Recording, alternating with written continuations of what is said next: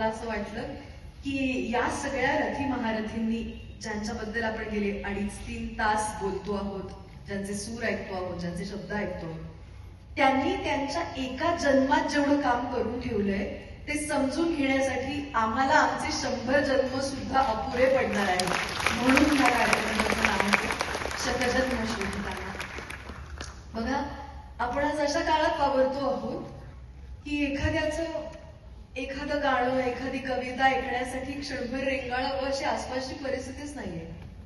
प्रत्येकाला आपापल्या काळज्या आहेत, आपापली व्यवधानं आहेत, जगण्याचा वेग अति प्रचंड वाढलेला आहे. सोशल मीडियावरून 1000 गोष्टी रोज येऊन आपल्या डोक्यावर आदळत असतात, पण इंस्टाग्रामवरती काल आलेलं गाणं आपल्याला आज आठवत नाही.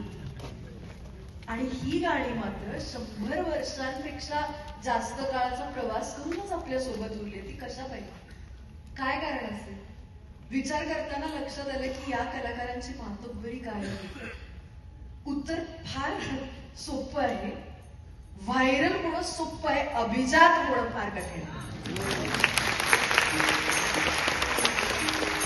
हा कार्यक्रम म्हणजे आम्हा सगळ्यांचा, आमच्या या पिढीचा ही अभिजातता शोधण्याचा आणि त्या अभिजाततेकडे जाण्याचा प्रयत्न आहे छोटासा.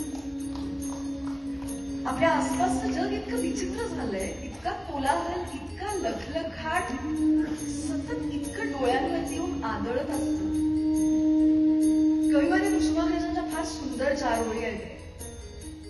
9 लाख तळपती दीप विजेचे येथ, उतरली तारका दळे जणू नगरात.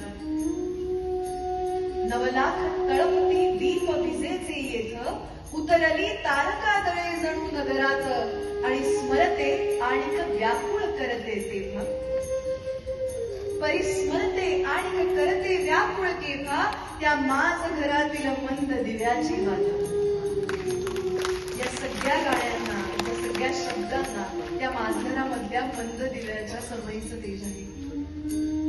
आपली आई ज्या मायेने आपल्या पाठीवर हात फिरवते, आपले बाबा ज्या हक्काने आपल्या पाठीवर कौतुकाची थाप देतात, ती थाप या गाण्यांमध्ये. आणि म्हणून मन पुन्हा पुन्हा या गाण्यांकडे वळत राहतं. आम्ही सगळेजण तर आता कुठे या प्रवासाची सुरुवात करतो आहोत, पण प्रार्थना एकच आहे की तुमच्या आमच्या सकट सगळ्यांनाच आपल्या आतला तो प्रकाश सतत सापडत राहू आणि आपल्या आतली ती खळाळती इंद्रायणी सतत वाहत राहू. इतक्या शुभेच्छा देते आणि आमच्या सगळ्यांकडनं पुन्हा एकदा आपले आभार.